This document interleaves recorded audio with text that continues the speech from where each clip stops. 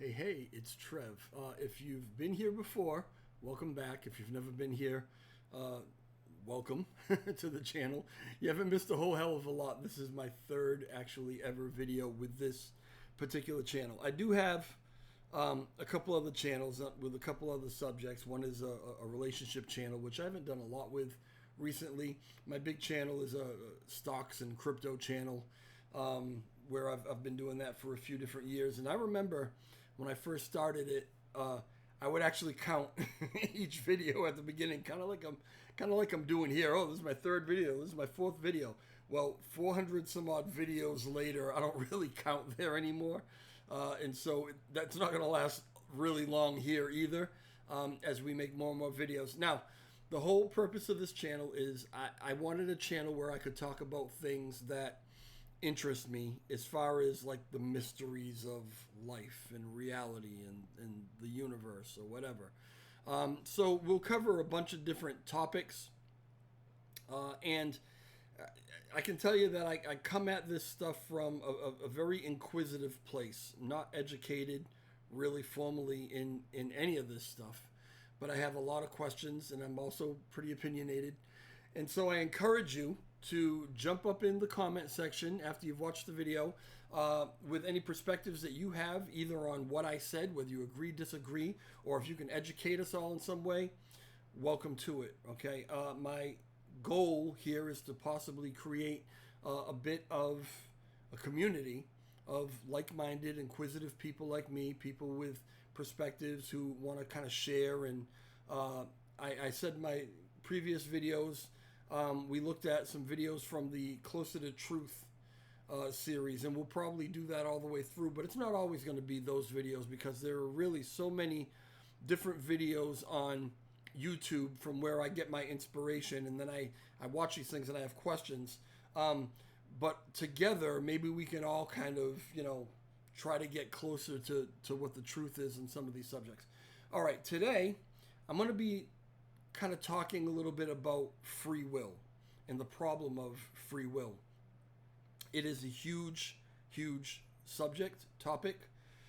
I don't know that we'll ever reach a conclusion on exactly what free will is and whether or not we have it. There is no shortage whatsoever of opinions, and there are a lot of variables as to whether or not whether free will is actually a thing or not.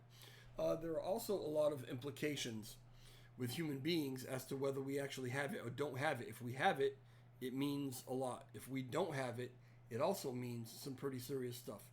So most of the time, I think most of us proceed through our lives under the assumption that we have free will because we make choices every day, right? I can't even count how many choices we make in the course of a day, but we make a lot of choices. And I suppose if we went through life feeling like we didn't have any free will, maybe we would just kind of let things happen as they happen, which I find to be rather impossible to do. But I want to kind of talk about this anyway. Now, there's a particular video that I came across, and I'm only going to play maybe the first 3 minutes of it, because that's really enough for me to kind of ask some questions that I want to ask, or maybe point out some things that I feel regarding free will. So give me a second. I'm going to start this, and then we'll get into just chit-chatting about it a little bit. All right, stand by. Here is an apple, and here's a banana. Pick one. Whichever one you picked, it was your decision completely. This is what we call free will. It's the idea that we are the sole authors of our destiny, that in the face of multiple choices, whatever decision we make is completely down to us. We have the power of free choice.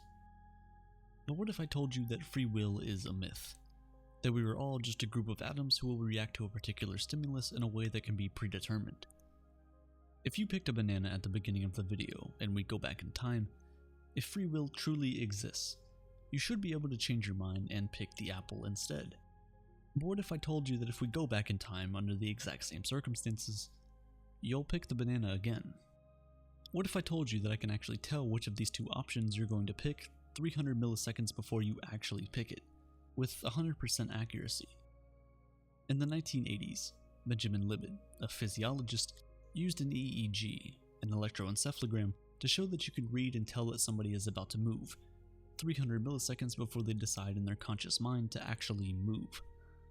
This means that before we decide that we want to move our bodies, it's already been decided for us in our subconscious, and we only think that we made the decision ourselves after it's already been made. In a similar study, participants were asked to press one of the two buttons while looking at a clock with a random sequence of letters on a screen. With the use of fMRI, functional magnetic resonance imaging, they discovered that two of the participants' brain regions showed what button they would press 7 to 10 seconds before they consciously made that decision. The results of this research only proves one thing. A few seconds before you pick the banana or the apple, your brain makes that decision for you. It is after this decision has been made deep in your subconscious that your brain becomes aware of it, and we become convinced that we are in the process of making that decision. Because the brain is like the heart, we don't tell it what to do. It just does. So in reality, consciously making a decision, the experience we call free will, is actually an illusion. It's simply a visualization of events that the brain has already set in motion. It tells you what the brain has decided to do. For as long as society has existed. All right, I'm going to stop it right there. That's tough to kind of digest. In some ways. In some ways, it actually makes a little bit of sense. So, again, just to reiterate, what these experiments that were done in the 80s showed is that milliseconds before your brain actually tells your body to move, to do a certain thing, that decision was made in your brain before it sent out the impulse to make you do it, or before you were consciously aware that you were going to do it. All right, so let's hold on to that for a second. In another experiment, they showed that potentially 7 to 10 seconds before you actually made a decision to pick a random key on a keyboard or whatever it is, your brain waves, your brain showed exactly which one you were going to pick. And they're able to actually anticipate this using these methods with 100% accuracy. And they repeat what you didn't see here, because I've seen about this experiments before. They've repeated it over and over and over again, and clearly showed that these decisions are made in your brain before you're consciously aware that you're going to do them. So there's a bunch of questions that come up. Well, how many people are in there? Or how many yous, how many selves, how many consciousnesses are in there? And what's really in control? So I look at it kind of like this, and I don't know if this makes any real sense, but it makes sense to me. Very often, there are things that I argue with myself about. It could be what I want to do this weekend. It could be, whether I want to take a left or a right. It's something simple like that. What I want to eat for dinner. A big thing that I argue with myself about often is I consider myself to be a little overweight. I don't think many people would argue about that. I'm not fat, but I'm a little overweight. I know that certain foods and certain habits that I have are what have brought me there. Cookies and milk at night. When I want a snack, instead of grabbing an apple or a banana or grapes or whatever, right? I'll probably grab, some chips or something like that, right? Things that aren't necessarily healthy for me. Now, I don't want to do it. I don't want to do that. I know what the problem is. I do not want to continue doing that. In fact, I want to absolutely stop having milk and cookies every night before bed. I want to stop. But I go ahead and I do it anyway. Habitual, whatever it is that you want to call it. I have these arguments with myself constantly. And the inside me very often wins out. So I almost look at it as if this conscious me, the me that is interacting and talking to you and filming this video right now, let's call that person one. And then the inside me that I argue with and I struggle sometimes over how I feel about something, what decisions I want to make about something. When I go back and forth, I'm going back and forth with myself. It's almost a separation. And so I call that person number 2, inside. Now, I'm not absolutely sure that those two separate pieces, that duality, right? I think that's what they call it, like in Eastern philosophies, is a duality, right? That duality, I'm not sure I've even given them the right designation, because I would say that person 1 is the active one, is the main me. This is me right here, right? But if where the decisions are actually coming from are, according to like that experiment, are happening in my brain or wherever, before this physical person that's interacting with you even gets that information, then maybe this is person 2 and that's person 1. Who's actually in control? What is actually in control? Now, when they conducted these experiments, they used this EEG, whatever it was that they used, to read these brain waves, and they could see these things happening in the brain a matter of milliseconds or up to 7 to 10 seconds before the conscious me, or the person 1 that I call it, would actually act on those decisions, right? But just because, this is a thought of mine, just because you can show the electrical impulses and show that those decisions are being processed in our brain, is that where it originates? Or is there something more? Is there something maybe even non-local that is actually making these decisions, making these choices? That information is transferred somehow to our brain, which processes it, and then there's that time lapse that it actually gets to the conscious being, us, that are actually acting and living and experiencing. I don't know. It's a question, okay? And it's just one of the many, many questions that come up when we're talking about free will. Where does the information and where do the choices actually come from? If this first person isn't making the choice, which I think has clearly been shown scientifically, then where is it coming from? And when we talk about free will, are we talking about the free will of this first person? Or are we talking about the free will of the whole thing? Okay? The mind, the soul, whatever you want to say. So when you start getting into aspects of soul, it brings up a question of God. And I don't want to make this particular one too religious. I mean, there'll probably be plenty of videos to come about that kind of thing. But very often when we determine whether or not we have free will, a lot of people say, well, we have free will, and we have free will because that was given to us by God. And I want to explore what I think are inconsistencies with that statement. First off, we have to go with the assumption that there actually is a God. And I'm not making that determination here. We're just going to assume, and I know that some of you believe there is, some of you may not believe there is at all. But let's assume for a minute that there is a God, and this God has imparted us with what is called free will. What is the likelihood of that? Well, this same God that we hear about apparently has a plan. I guess maybe I'm talking Christianity. I don't know that this really goes into every other religion, but let's deal with Christianity because it's probably what I know best. But this God has a plan. This God has a will, and this God's will be done.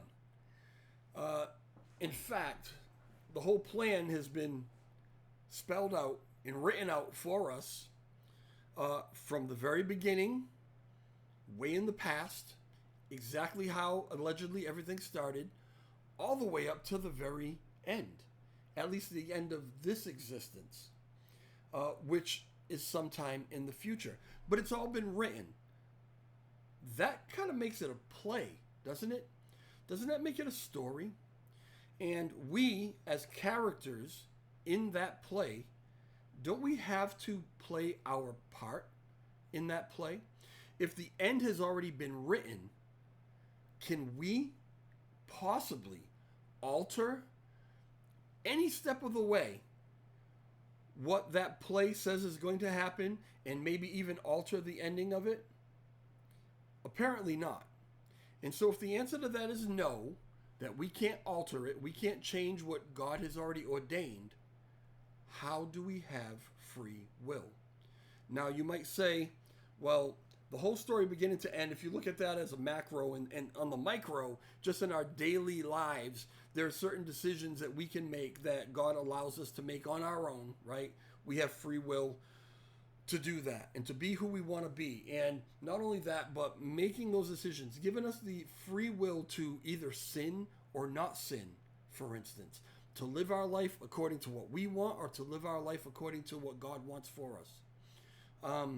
If we have that free will that we can do that, and we choose the higher road, we choose not to sin as much as we can, we choose to try to live according to what God wants for us, then that brings God glory and makes him happy. Well, there's a whole nother problem with how we anthropomorphize God and attribute to him human characteristics and human emotions like being happy or sad or having pride or whatever. But that's, again, a whole nother story, right? I'm going to say to you this, and I've used this analogy or this little story several times before, and you know, while talking to people. If God knows everything, we have an omnipresent, omniscient, you know, God, right? All-knowing God. He knows every hair in my head, which admittedly isn't isn't a great feat, but he knows every grain of sand on the beach is counted according to the Bible. He knows what I'm going to do before I even do it, because he's not in time. There's no such thing as past, present, and future to him. Everything that I've ever done, everything I ever will do, he already knows it.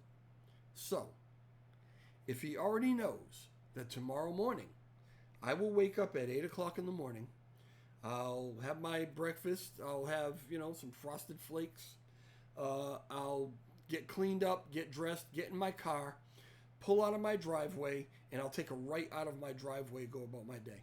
If he knows even that much about what I'm going to do before I even do it, can I wake up at 8:15? Surprise God. Can I have Fruit Loops instead of Frosted Flakes? Again, surprise God. Can I get dressed, get in my car, and can I take a left out of my driveway and go somewhere else? Can God look and say, oh, I didn't know he was going to do that, right? Can I do that? No, I can't. Because if I did that, that would mean that either God was a liar or God didn't know everything. And to say that you have a God that knows everything is to say that my routine, my every move, every minute of every day is already preordained, because I can't do other than what God has already knows I'm going to do. If I can't do other than that and surprise God, how do I have free will? So as far as I'm concerned, and jump up in the comment section if you have another explanation to that will set me straight, please jump up in the comment section and let me know, because I would love to hear it. I really would. So as far as I'm concerned, adding God to the equation doesn't make a lot of sense. It really doesn't prove anything as far as free will, whether we have it or don't. If anything, if God is a reality, then it tends to point to the fact that we do not have free will. there are a lot of other implications. And you may have heard some of these, right? The biggest one is, so you've got someone on trial for whatever, for murder, okay? If we live in a deterministic reality, that means that our life and our every move, who we're going to be, what we do, our character, our personality, everything about us is kind of predetermined. And was predetermined maybe even who knows how many millions of years ago. I don't know, right? But if it's predetermined, then is someone who commits a crime like a murder or anything like that, can they legitimately be held responsible and punished for something they did not have any choice in doing? The only way that you can justly hold someone accountable for their actions and punish them or praise them, whatever their actions were, is by knowing that we have, or assuming that we have, free will. Free will needs to be present, because if free will is proven not to be a thing, which it seems this experiment that we just looked at here, actually it's over here for you guys, this experiment that we looked at, if it's true, and there's something else making these decisions for this physical form that is in the world and actually interacts with our community and with society and with our environment, if there's something else making those decisions, that calls into question an awful lot of things as far as culpability. Don't know. We don't have the answer to it. And this has been hotly debated and is still debated today. I don't know. Let me know what you think. I feel like I have free will. I could have made this video. I might not have made this video. I could end this video right here if I wanted to, but I don't want to. I want to keep, I want to finish it and come to a conclusion or whatever and say goodbye to you or whatever. That's what I want to do. But was it already determined that I was going to do that before I decided to do it? I don't know. What do you think? Hit the like button for me if you could on the way out. There's no conclusion here. It's just one of those things that we can talk about and try to get a little closer to maybe something that makes sense. Eventually, it might not seem like it right now, but eventually I'm actually leading to something. Theory I have. And it may be some time before we actually get to it. But it's my own kind of theory of everything. And some may laugh at it. Some may say, that kind of makes sense. I don't know. We'll talk about it at another time. Hit the like button for me if you could. If you're not subscribed to the channel, please consider subscribing to the channel. I'm going to do a lot of these videos, and I think that they're fun, and I think we can have a lot of fun kind of talking about this kind of stuff.